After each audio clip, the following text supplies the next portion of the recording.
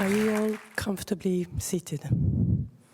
I would like you to totally relax, lay back, and maybe have a new art experience that I would like to share with you. Or maybe you even never had an art experience. But we could ask ourselves why. Don't you all have in your pocket a fantastic collection of music? Of course you do. We all do. But why not art? Since 30 years, I've been questioning myself why art is not as popular than music. If we think about it, 150 years ago, radio was invented. And before, we had an experience of music only because we were part of the high bourgeoisie. With the invention of radio, music has been spreading and spreading and spreading and will never stop. And we all have enormous pleasure now by just listening to music. So I've been questioning myself, is there a way to make a connection between these two arts? Because music and art is the same. So I came up with this idea that on the same device that you have on your music, you have a learning process because you listen to music over and over again. And funny enough, we still go to the concert, but in a very rare time. We don't go to concerts, every day. It's still a very special moment. But apparently 90% of us go to a concert because we know the music by heart. We don't really go to discover something new. So the repetition here, by listening to music over and over again to their favorite things, is a key factor to the learning process. So maybe there was a connection here that we could do between music and art, that we need to repeat also by just looking at art. So I came up with this idea that in your pocket, you have this device with the music, and on the same device you have a screen today. And I thought that screens in general, whatever they are small or big, they were interesting to look at because, in fact, at the end of the day, I wanted to do a kind of radio for visual arts. And doing radio for visual arts means doing TV broadcasting. So that was a bit a crazy project, but I thought that it's the only way, because what is interesting in TV, and much better than web, is that for the web you're already interested in the arts. TV, you need a remote control. So there was still something missing. What is this link? What kind of bridge should happen in order to make everybody go to the museum and to have this real fantastic, experience?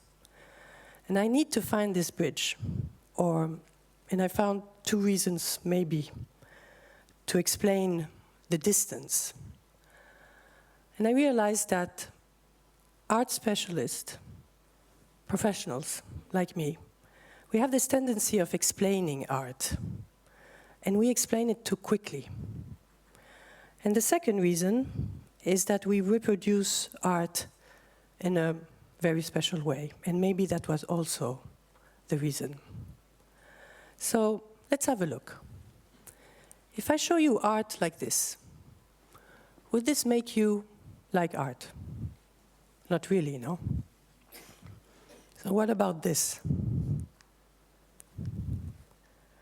Of course here, she's more sexy.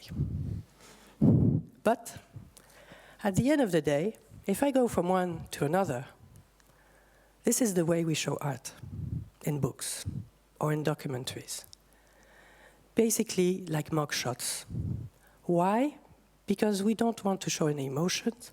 An art historian here is here to tell you a story, the story about intellectual, I would say, story, the facts. There's no emotion, you need the size eventually and things like this, but we have to just have, look at it. And I think this is one distance which can have. The second reason are the words. Too many words too quickly could make you and me feel, pushed away. Because the words we use in the art world can be very complicated. They can have references, that are not easy to understand. And if we don't know these references, then we might feel stupid. I personally don't like to feel stupid. So the words here are also creating a distance. So what about if I show you art like this?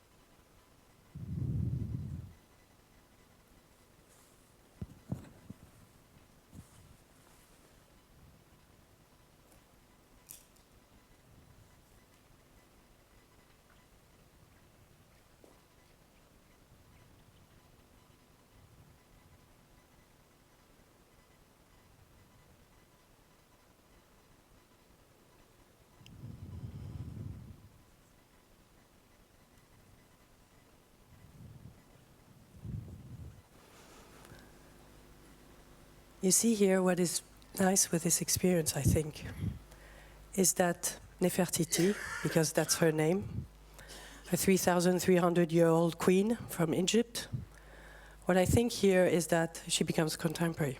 We become closer to her. We have a closer relationship. We see even her skin.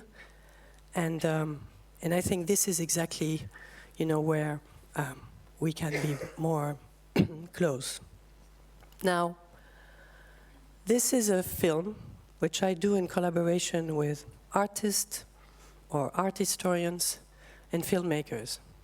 And together we decide how we're going to make you have a visual experience. And what is interesting, I think, is that this, we can see it over and over again. Meaning we can make your screens become a living painting, or your TV at home become a living painting. So the words, as I said before, as they can push us away and the feelings that we can have, I realized that there was two stories that I thought I would like to share with you because it touched me when I learned about them. A few years ago, I think 3 years ago, the Louvre, together with a prison, invited 10 volunteers among the prisoners. And the prisoners were invited to choose 10 works, each one, and the works have been reproduced in a lifestyle. And they curated this very special show in the prison. What was funny is that the volunteers were not chosen because of their art knowledge, but they were chosen for their desire, for taking part in this emotional experience that they wanted to share, in fact, with their peers.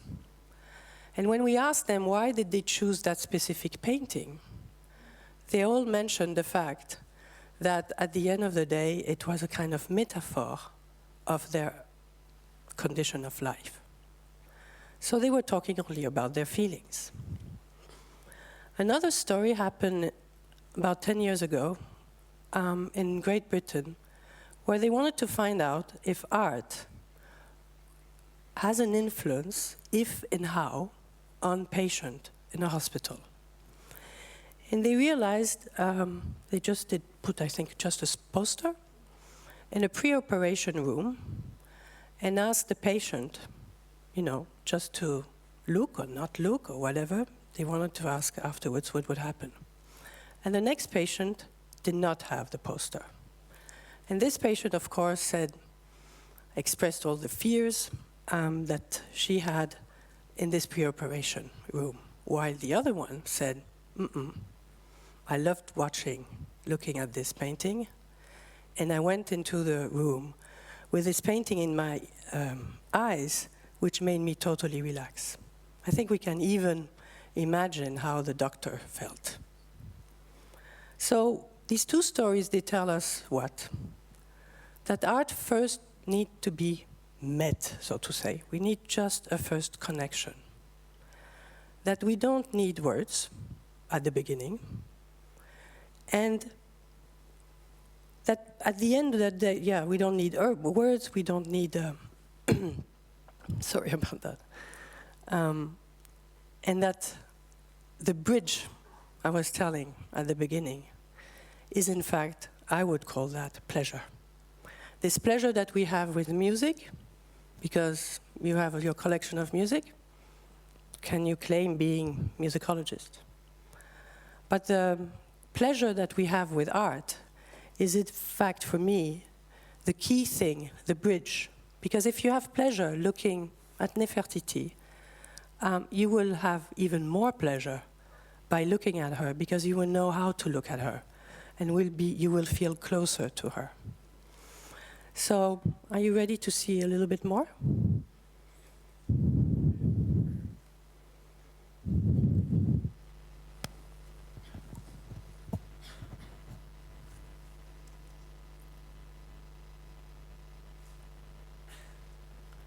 This is a great work from Hieronymus Bosch that you can see if you go one day to Madrid, at the Prado.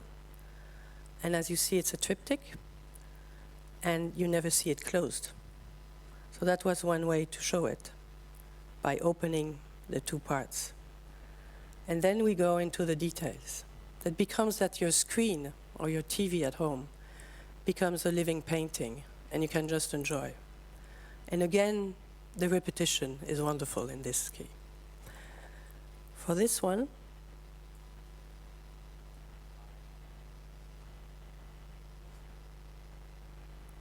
this is a bit weird, because maybe you're wondering why I'm distorting the skull. But funny enough, I'm not distorting the skull. It is like this in the painting. But if you want to see the skull, you would have to go to the National Gallery in London, and you will have to, basically it's almost big like this screen here. It's quite a big painting. And you will have to put yourself on the left side, the corner, and look at the diagonal of the skull, and then you will reproduce this image I did show you. So, as you can see here, remember one thing: do not look at work of art just like any object. You need time, kind of slow art to move you, thanks to maybe motion for our emotions. And remember that you don't need to like all kinds of art you can just like some kinds of art. You don't need to like everything, just like music. There is something for everybody. You just need to connect, have some pleasure, find maybe beauty, and maybe even more important, to find yourself. Thank you.